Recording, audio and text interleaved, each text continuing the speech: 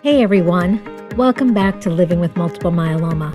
I'm Helena Strauss, and today we're diving deep into a really critical aspect of living with this disease, our immune system. We'll talk about why myeloma patients are often immunosuppressed, and more importantly, what practical steps we can take to protect ourselves. If you're living with multiple myeloma, you've probably heard the term immunocompromised or immunosuppressed. For me, it became very real the first time I caught a simple cold, and instead of 5 or 10 days of misery, it was 3 weeks of misery, way worse than before my diagnosis. But what does this really mean for us, and why does it happen? Our immune system is incredibly complex, but for today, let's focus on one key player: plasma cells. This is Plasy. He's a plasma cell. And he's a type of white blood cell that normally produces antibodies, those tiny Y-shaped proteins that are our body's frontline defenders against viruses, bacteria, and other invaders. In multiple myeloma, our plasma cells go rogue and become cancerous and multiply uncontrollably. These abnormal myeloma cells don't produce functional antibodies. Instead, they produce an abnormal protein called M protein, which we see as an M spike in our blood work. These don't really help us fight infection. And worse still, these rogue cells crowd out the healthy plasma cells that do make good antibodies. So right from the start, the myeloma itself weakens our immune defenses. But it's not just the myeloma that weakens our immune system. Many of the life-saving treatments we undergo also suppress our immune system. Chemotherapy, steroids, proteasome inhibitors, immunomodulatory drugs, and even monoclonal antibodies, while vital for fighting myeloma, can all reduce the number and effectiveness of our good plasma cells, leaving us more vulnerable to infections. This is why infections are such a serious concern for us, and why infection is the #1 cause of death for myeloma patients. So, what can we do? We can't change the disease or our treatments, but we can be incredibly proactive about protecting ourselves. First and foremost, know your numbers.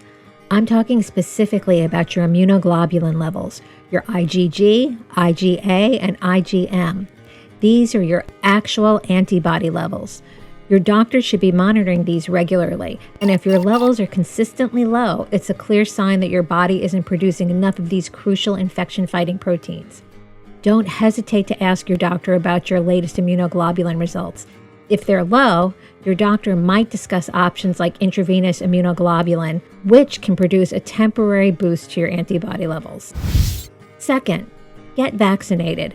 This is one of the most powerful tools we have. Vaccines train your immune system to recognize and fight off specific pathogens before you ever get sick.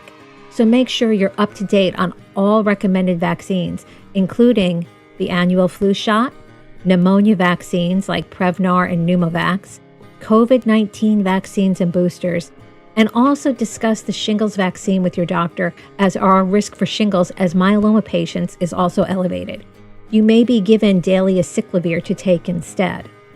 Always discuss your vaccination schedule with your oncologist or myeloma specialist.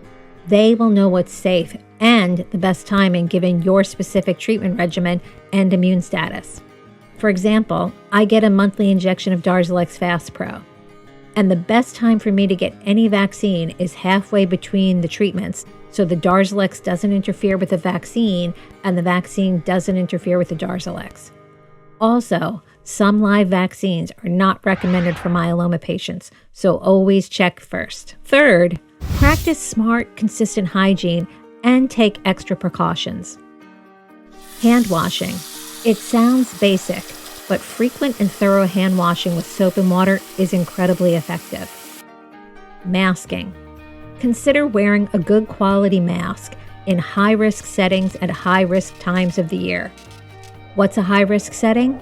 Think crowded indoor spaces, public transportation, or even your doctor's office and other healthcare facilities where all the sick people are. And during high-risk seasons, like when schools go back into session and the colds and flu start to fly around, masking up can offer an extra layer of protection, especially when community transmission is high. Avoid contact with people who are visibly sick. even if this person is a friend or a family member. Don't feel guilty about keeping a little distance, as it's just for a little while until they're better. Your health is paramount. Living successfully with multiple myeloma means being constantly aware of our immune health. It's not about living in fear or not doing the things that make life worth living, but about living smartly and proactively.